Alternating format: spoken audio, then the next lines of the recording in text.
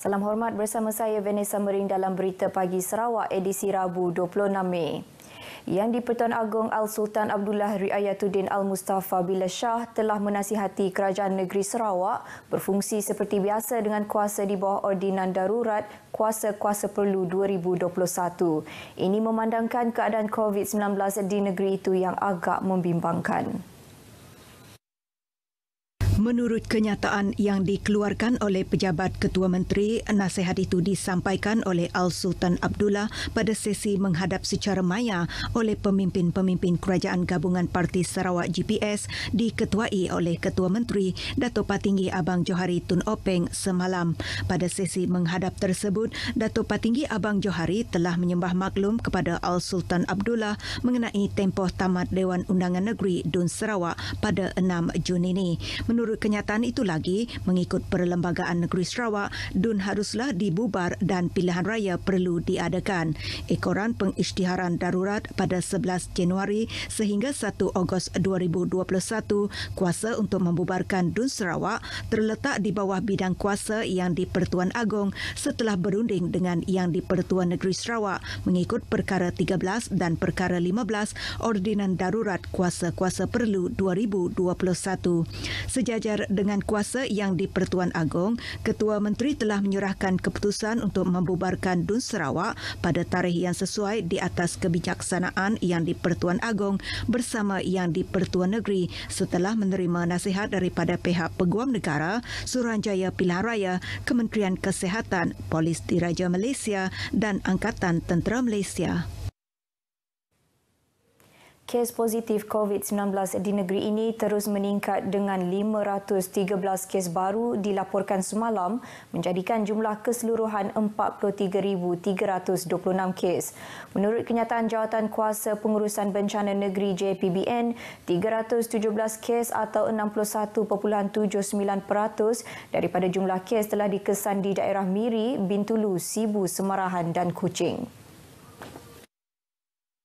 Sementara itu, jumlah kes kematian akibat jangkitan COVID-19 juga meningkat dengan 6 kematian dilaporkan menjadikan jumlah keseluruhan 261 kes. Kes kematian dilaporkan 2 di Hospital Miri, 2 di Hospital Umum Sarawak dan masing-masing 1 di Hospital Sibu dan Sri Aman. Sementara itu, Jabatan Kesihatan Negeri Sarawak telah mengisytiharkan 1 kluster baru iaitu kluster Jalan Datuk Permaisuri Miri. Kluster ini merupakan satu kluster komuniti yang dikesan di sebuah rumah kediaman di Jalan Datuk Permaisuri Miri akibat perhimpunan sosial. Dalam pada itu, 2 kluster diisytiharkan tamat iaitu kluster Jalan Kapitan Marudi dan kluster Pujut 1 Miri. 3 lagi lokaliti di kawasan Tanjung Manis akan dikenakan Perintah Kawalan Pergerakan diperketatkan. PKPD bermula 27 Mei hingga 9 Jun ini melibatkan Rumah Isa Anak Blon, Rumah Ben Anak Kuleng dan SK Teluk Glam. Manakala PKPD di Jelendai Kampung Lipat Skrang Sri Aman dan PKPD Kampung Bako Hilir Kuching ditamatkan semalam. PKPD di Rumah Empading, Bunu Skrang Sri Aman pula dilanjutkan sehingga 6 Jun depan. Pusat Perubatan Rejang Sibu antara 7 hospital swasta di Sarawak yang dijadikan pusat pemberian vaksin PPV bagi menjayakan program imunisasi COVID-19 di negeri ini. Pengarah Pusat Perubatan tersebut, Dr. Peter Tang, sebagai sebahagian daripada komuniti di Sibu, pihaknya membantu memberikan suntikan vaksin agar proses vaksinasi dapat dilaksanakan dengan cepat. Jelasnya, Pusat Perubatan Rejang akan melaksanakan 100 dos suntikan vaksin pada minggu ini. Jumlah itu akan ditingkatkan kepada 400 dos suntikan sehari mulai minggu depan. Bila datang sini, mesti pergi registration, mendaftar. Okey, lepas itu kami ada medical check up, right, dengan nurses sama doktor. Lepas itu kami masuk ini bilik vaksin. Lepas vaksin, ada satu tempat observation. Lebih kurang 20 minit, lepas itu semua okey, boleh balik. Dr. Peter yang ditemui di Pusat Perubatan Rejang mendedahkan kira-kira 20 orang kaki tangan bertugas pada satu-satu masa bagi memastikan proses vaksinasi berjalan dengan lancar. Penggunaan Pusat Perubatan Swasta ini merupakan tambahan kepada PPV sedia ada di Sibu, iaitu PPV Stadium Tertutup, Klinik Kesihatan Jalan Lanang dan Klinik Kesihatan Sibujaya.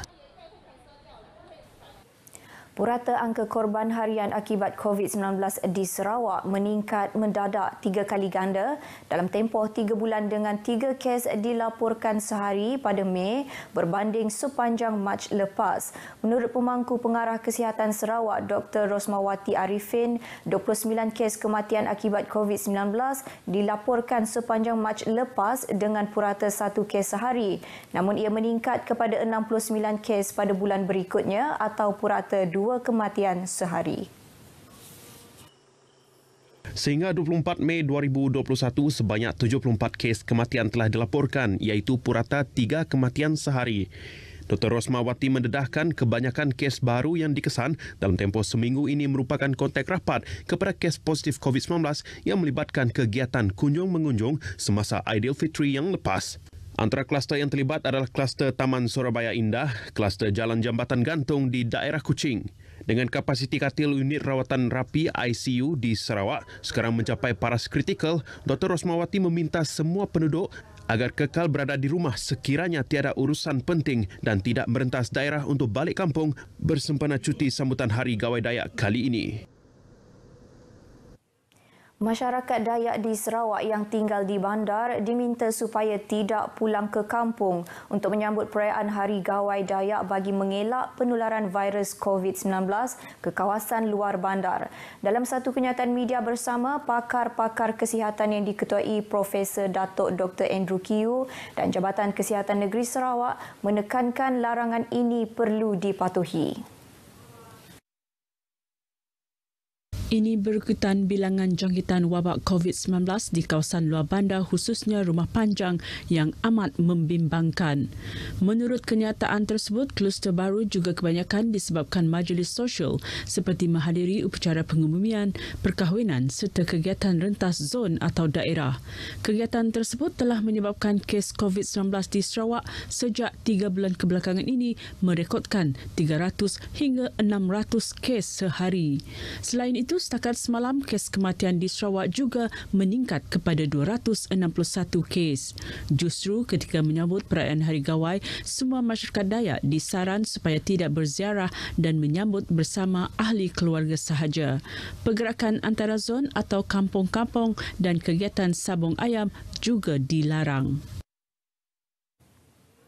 Penduduk di Kampung Boyan Kuching yang dikenakan Perintah Kawalan Pergerakan Diperketatkan PKPD diminta memberi kerjasama kepada agensi-agensi yang terlibat dalam pelaksanaan PKPD tersebut.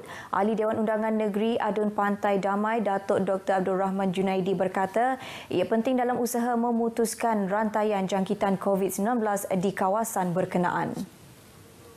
Sama dengan 16 agensi. Jelasnya penduduk perlu mengikuti setiap arahan diberikan agar pelaksanaan PKPD tersebut mencapai matlamatnya.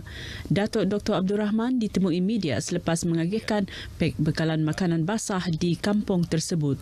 Sumbangan makanan basah seperti ayam segar, telur ayam dan sayur-sayuran ini diagihkan kepada 76 ketua isi rumah sebagai bekalan tambahan selain daripada bantuan yang diberikan oleh pihak Jabatan Kebajikan Masyarakat serta badan bukan kerajaan yang lain. PKPD Kampung Boyan berkuat kuasa pada Ahad lepas sehingga 3 Jun depan setelah satu kluster baru dikesan di kampung tersebut yang merupakan kluster komuniti melibatkan 3 buah keluarga. Saya datang bersama dengan 2 sekatan jalan raya SJR didirikan di laluan Jalan Batu Kitang Bau dan Batu 12 Jalan Kuching Serian mulai semalam hingga 7 Jun depan susulan larangan rentas zon yang dikuatkuasakan tengah malam semalam. Timbalan Ketua Polis Daerah Pedawan DSP Lim Jau Siong berkata mereka yang ingin menuju ke zon Kuching atau Bau perlu mendapatkan permit dari balai polis terdekat bagi mengelakkan diri dari dikenakan kompaun di lokasi SJR.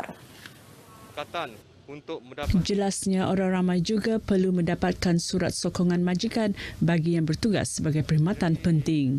saya nasihatkan orang awam supaya mendapatkan permit polis berdasarkan 3 kriteria yang telah diberikan oleh Jawatan Kuasa Pengurusan Bencana Negeri Sarawak.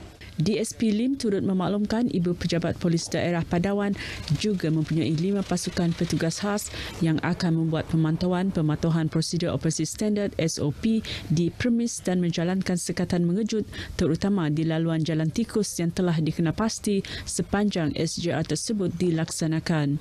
Beliau ditemui RTM semasa membuat tinjauan di lokasi sekatan Jalan Raya Batu Kitang Bau. Jawatan Kuasa Pengurusan Bencana Bahagian JPBB Bintulu menambah prosedur operasi standard SOP bagi membendung penularan pandemik COVID-19 di bahagian itu yang semakin meningkat.